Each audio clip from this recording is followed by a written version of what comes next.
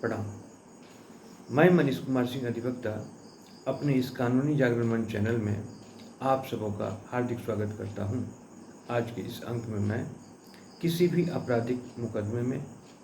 प्रश्नांकित व्यक्ति के द्वारा, प्रश्नांकित पर्सन के द्वारा जो मामले की गंभीरता को देखते हुए जो माननीय न्यायालय के समक्ष एंटीसिपेटरी बेल पिटीशन जो दाखिल किया जाता है, अग्रिम जमानत आवेदन जो दाखिल किया जाता है, उस आवेदन के आधारभूत तथ्यों अर्थात किन तथ्यों के आधार पर उस प्रश्नांकित व्यक्ति के एंटीसिपेटरी बेल पिटीशन को अलाउ होने का चांस ज़्यादा होता है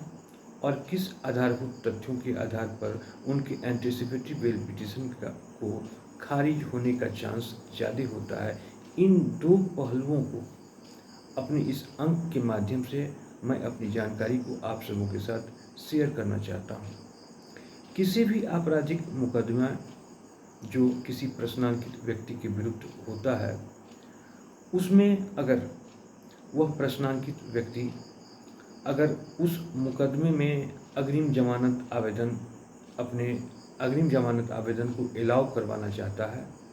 अपने वास्तविक आधार को प्रकट करते हुए, प्रस्तुत करते हुए अपने अग्रिम जमानत आवेदन को अगर वो अलाउ करना चाहता है, तो पहला जो उसमें तथ्य स्पष्ट करना होता है, उसमें जो मुकदमा जो उनके विरुद्ध हुआ वह मुकदमा झूठा है और करने वाले पर्सन जो हैं अपने नाजायज़ उद्देश्यों की पूर्ति के लिए उस प्रश्नांकित व्यक्ति पर कर दिया है। इन दो तथ्यों को अगर वह प्रश्नांकित व्यक्ति माननीय न्यायालय के समक्ष स्पष्ट कर देता है, तो वह अग्रिम जमानत पाने का अधिकारी बन जाता है।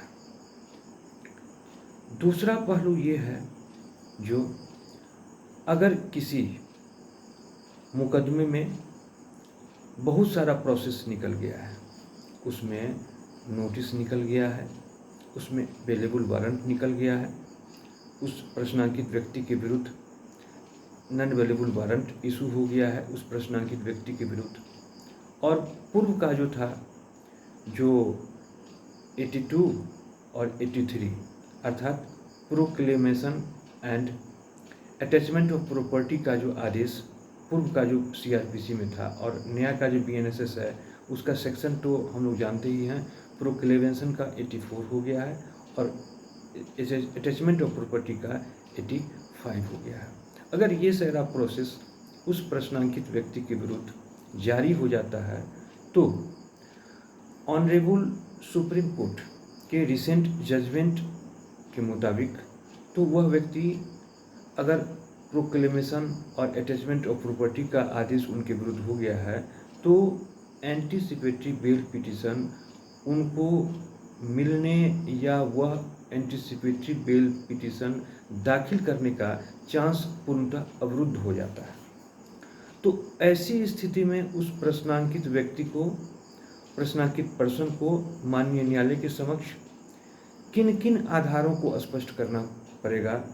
जिससे उनको उनके एंटीसिपेटरी बेल पिटीशन मिलने में आसानी हो जाएगी। तो ऐसी स्थिति में अगर प्रोसेस बहुत सारा निकल गया है, तो वह प्रश्नांकित व्यक्ति माननीय न्यायालय के समक्ष स्पष्ट करेंगे जो उन्हें इस बात की जानकारी नहीं थी, और इस जानकारी को नहीं होने के कारण ही वे माननीय न्यायालय के समक्ष यह एंटीसिपेटरी बेल पिटीशन दाखिल करने से पहले हाजिर नहीं हो सके, और जैसे ही उनको वो जानकारी मिली तो वह माननीय न्यायालय के समक्ष वो हाजिर हुए हैं।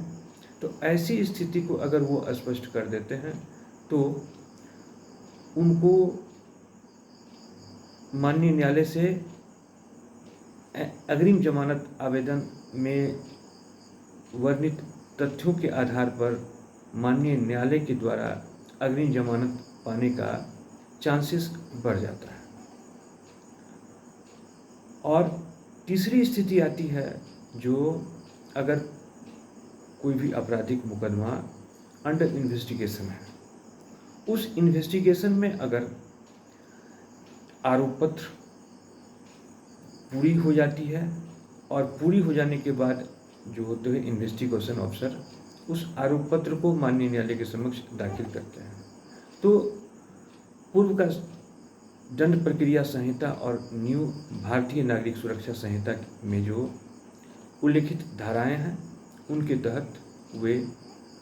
एक्यूज्ड पर्सन को वो नोटिस देते हैं जो आप माननीय न्यायालय के समक्ष हाजिर होकर अपना बेल करवा लेंगे। जब ही वो नोटिस लेंगे तो वो एंटीसिपेटरी बेल पिटीशन दाखिल करने का उनका अधिकार समाप्त हो जाता है ऑनरेबल सुप्रीम कोर्ट के रिसेंट जजमेंट और पूर्व के जजमेंट के मुताबिक। तो ऐसी स्थिति में वो प्रश्नांकित व्यक्ति किन आधारों को अपनाकर अपने एंटीसिपेटरी बेल पिटीशन को दाखिल कर सकता है, तो उस आधार में मुख्य हो जाता है जो अगर वो अंडर इन्वेस्टिगेशन आरोप पत्र दाखिल करने से पहले अगर वो पुलिस का नोटिस अगर वो प्रश्नांकित व्यक्ति पाता है तो उन्हें जो है वारंट निकलने का इंतज़ार करना पड़ेगा। अगर वारंट निकल जाता है तो बेलेबल वारंट अगर वो निकल जाता है उसमें नोटिस के बाद बेलेबल वारंट, तब तो उनका एंटीसिपेटरी बेल पिटीशन दाखिल करने का अधिकार सुरक्षित हो जाता है और वो दाखिल कर सकते हैं। तो ऐसी स्थिति में हम लोगों ने देखा जो एंटीसिपेटरी बेल पिटीशन फाइल करने के पीछे और आगे बहुत सारे आधारभूत तथ्य हैं जिसको अपनाकर हम लोग एंटीसिपेटरी बेल पिटीशन में माननीय न्यायालय के आदेश को हम लोग प्राप्त कर सकते हैं और एंटीसिपेटरी बेल पिटीशन किसी आपराधिक